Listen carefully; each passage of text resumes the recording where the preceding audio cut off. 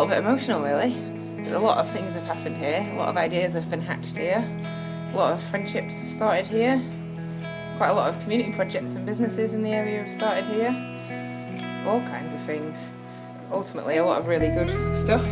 Although it's the end of an era, it's a weird combination of really exciting and quite terrifying, because we've got a lot of work to do now, finding some money.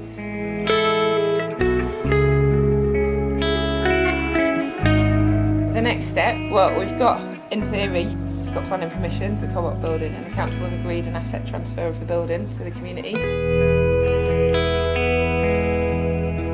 So we'll be doing lots of fundraising over the next few months, and we've got a number of courses starting called Make It in Morecambe, which will be happening mainly on Zoom, with a view to trying to help people that have an idea for a new business or project so that they can hopefully be ready when the co-op's ready to move in and be part of that community of people doing new exciting things.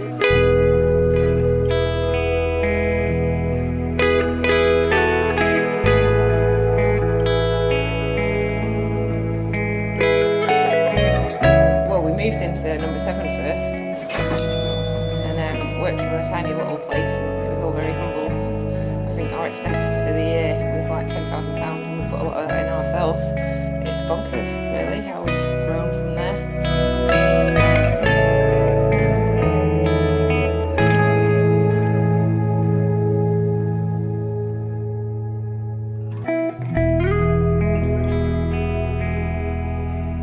So since then, we still do an awful lot of things for free, put a lot of ourselves into things. We've also had the privilege of being part of some funded projects and got people work and things like Crazy Golf, and I think quite a lot of people have had paid experiences and built their CVs and gone off and done other things, and it's exciting to see what we've done and the confidence people have got from the things that have happened. It's been absolutely incredible.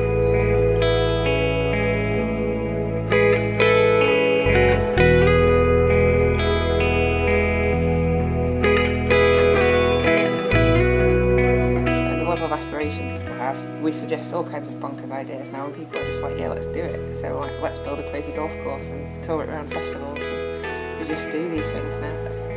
We've built a voice, a collective voice, because of the way that we've worked. What we've done is listen to people and work with them and develop ideas that have come from the community. Like everything that we've done has come from the people in this area and people that have come here and got involved in things, and it's not often, I think, in life that you have people around you that listen to those things and help you make it happen. So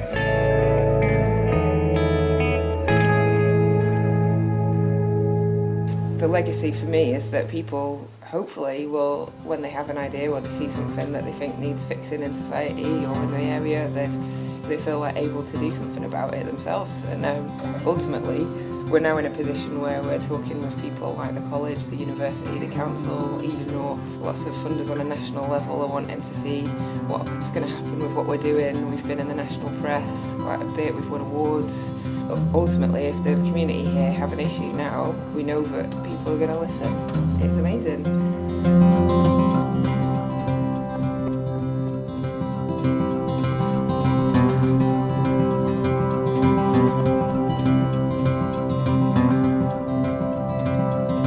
When we started number 7, before we extended along the terrace and then finally kind of settled in these 2 at the end, everything that we did in there, we sold artwork and people gave their time and got to sell their work commission free, and in the end that wasn't helping us pay the rent, but it did mean that we had a place that was open for a year. But now, like since then, second Saturdays has been how we've done that, so we've given people an opportunity month by month, obviously not through lockdown.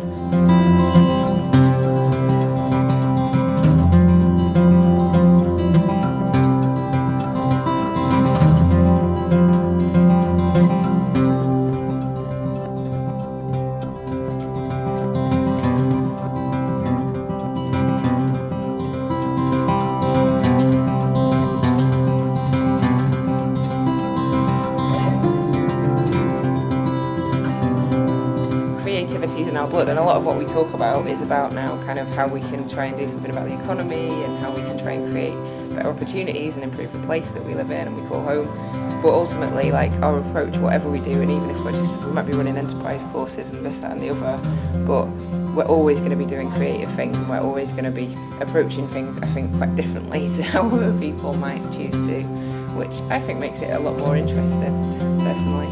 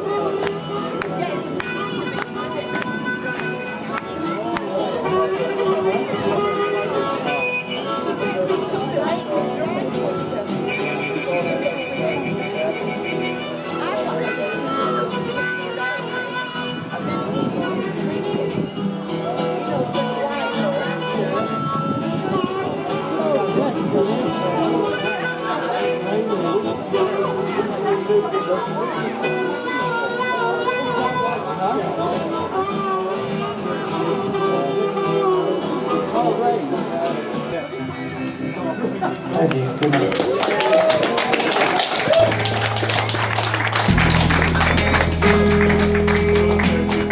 Second Saturdays is a monthly opportunity for an artist to do an exhibition, and they get to sell their work through here and do a workshop in return for the community to access free of charge. That isn't something that we're planning to stop. It has had a bit of a pause and it might need rebooting, but obviously from the Arndale our hope is that we can continue to offer ongoing amazing opportunities for people to try something completely new that they wouldn't have had the chance to do otherwise.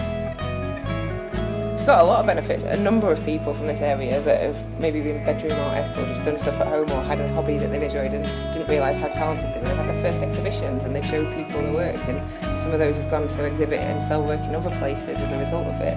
It's quite a scary thing to do. And the flip side is, we've done it in exchange for a workshop, so a lot of people have learned actually that they're really good with people, they can do workshops. You know, Wendy's an amazing example of somebody that refused ever to do anything public facing.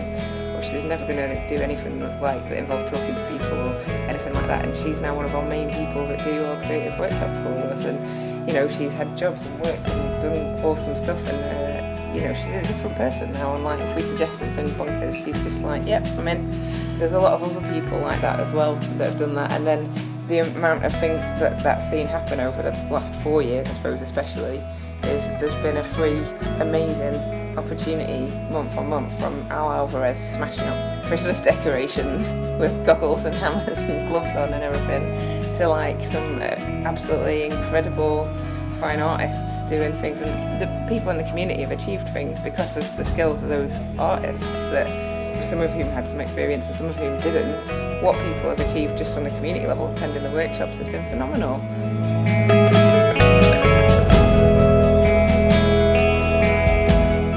Home, yeah, it's a safe space, and a lot of people associate it with something like safe space. So the amount of people in the area that just knowing that if they're having a bad day or something happens in life, there's somewhere they can go and they're going to find a friendly face is so important. And I guess my hope moving forward is that what we've built, which we know has outgrown this place anyway, it's our plans for the future really, but is that community is strong enough now that will carry on without this venue, and hopefully be even stronger by the time we move into the co-op building, whenever that happens.